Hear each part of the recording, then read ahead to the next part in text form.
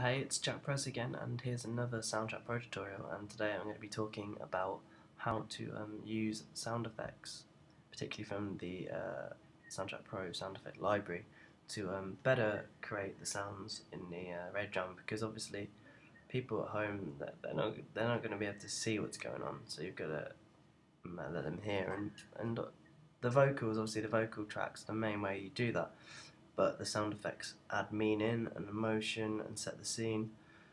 And you can't, no one would know what's going on if I just played you a vocal track of someone going, oh my god, they're invading. But if I had the explosions and the guns and the screams in the back, it would make a lot more sense, as I do. So here's the library that Soundtrack Pro sets you up with. It's right at the front, sound effects. It's not just sound effects, there's instruments, genres, etc. Clean instruments, there's all sorts of I don't know, there's animal sound effects. But you have cymbals, drum kits, you can just click on them. If you see funky Latin drums, if that's what your radio drama needs, and obviously you can use stuff like that. Obviously mainly, genres, obviously there's different genres of music, so you can flick through if you need sounds like that. But mainly, you've got the sound effects here, and there's different ones. There's ambience. Ambience can come in quite handy. There's different ones. There's cinematic ambience. If you need like an airport, if it's like quite a travel sort of thing. So you have a different sounds, or a music pad or a coaster. One thing that you may find is that Soundtrack Pro doesn't have all the sounds you need, particularly background sounds. It may not have what you're looking for. That's where you sort of try and find sound effects that are similar and try and manipulate them in editing, either multi-track or single take. And then obviously also with sound envelopes, which we discussed in another video. And obviously you can use like explosions. My drama is all about war through 1940 and 2013, and explosions come in really handy. One not actually used quite frequently throughout, as you can see here, is explosion 1. Basically, if you need these, just all you got to do to put them in your file in drama is to just drag them on like that. And obviously, I didn't need all of them, so I cut a lot of mine down. You can either do that by getting the blade tool and clicking on where you want to end it, so like that, and it becomes 2 separate tracks. And you click A, so B to go on the blade and A to go back to the arrow. You click on the one that you didn't want, and you just press delete. It's gone. And then you can just move that with where you want it. So obviously I've got a bit of a pattern going on there.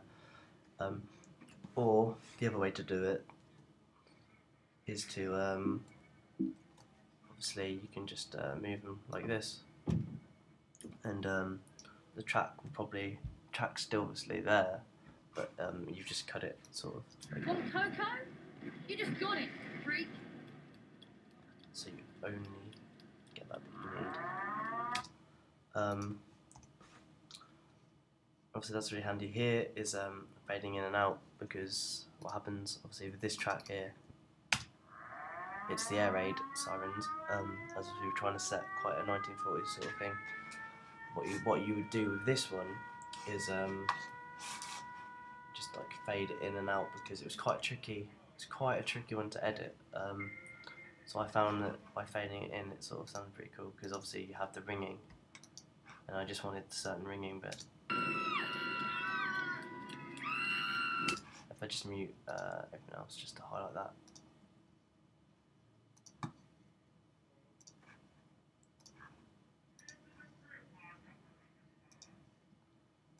See here it is.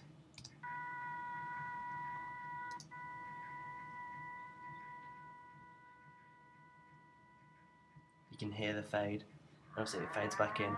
It's a lot, you don't hear it as much with everything else going on, but it's a nice little touch that sort of, obviously it creates the idea that the siren's repeating, it doesn't sound as clumped together and fake,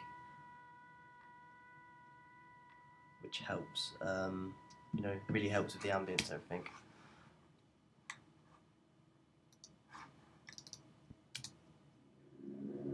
Here's another sound effect that I used, which is basically trying to create like an airplane noise. There wasn't a direct one that sort of stuck out as something I could use, but I decided that if I had like all the ambience, like the air raid sirens and explosions, that sort of anything that sort of sounds remotely like a jet fighter or a plane would really help. So I use this particular one.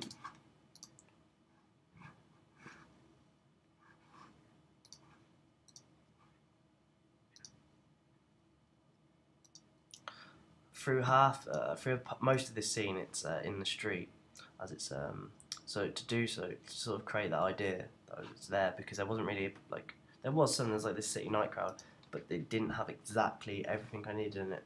So obviously you can hear it's got like sort of people talking, a few cars and things. I decided that it would be a lot easier if like I drop that in, obviously like I have, and like you can move that up and down different layers, which I've done throughout. But also to sort of have it sort of sounds like an engine, so it's like sort of an engine sound.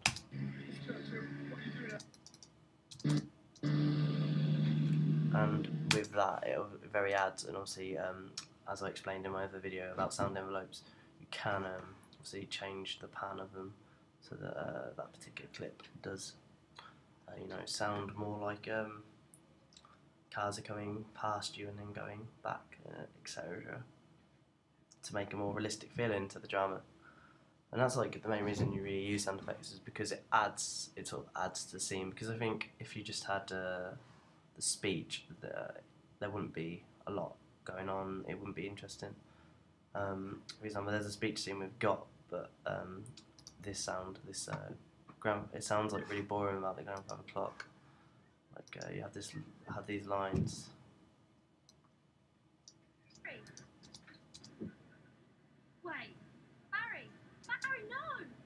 When you put in the grandfather clock, it sounds a lot more interesting.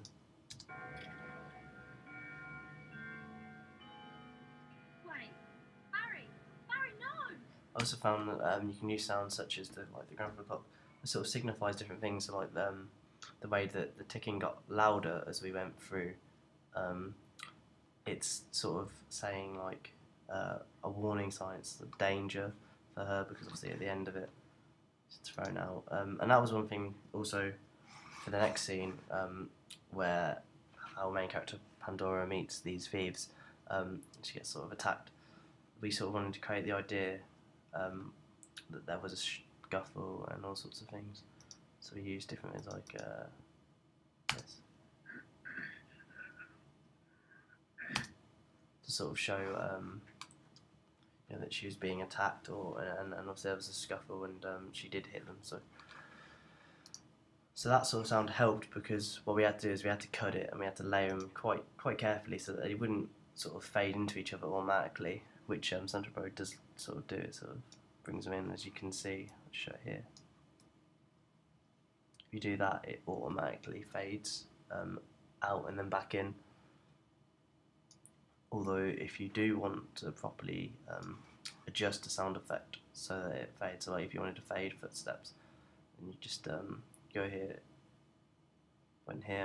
and you see that bit, and you just drag it down. It looks a bit like an envelope. You just drag it down to where you want to start in, so you can have it like that if you wanted, so towards the end. And so it'll start quite loud and it'll go down. It'll slowly fade down like that. But you can also change, so you could have it just going straight like that, diagonally, or you could maybe it goes down like that, so it gets quieter quite quickly. So you can have sort of like the sort of S shape, and there's different ways. Obviously, creates different in fading out, and because you can fade in as well if you wanted to by doing the exact same on the top left corner with the envelope something in. Just drag it in like that, and that can create a nice effect for you. Thank you, Barry. Because obviously some footsteps they fade in, fade out. I'll just mute and think again and show you that effect properly.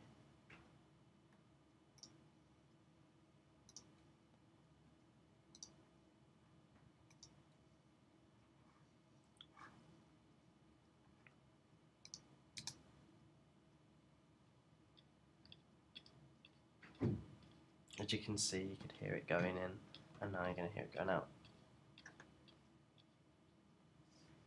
So obviously that one, it gets quite a lot quicker. Obviously with the first one, it's louder a lot quicker. But that's just showing the way that there's different ways you can fade in and out with the sound effects.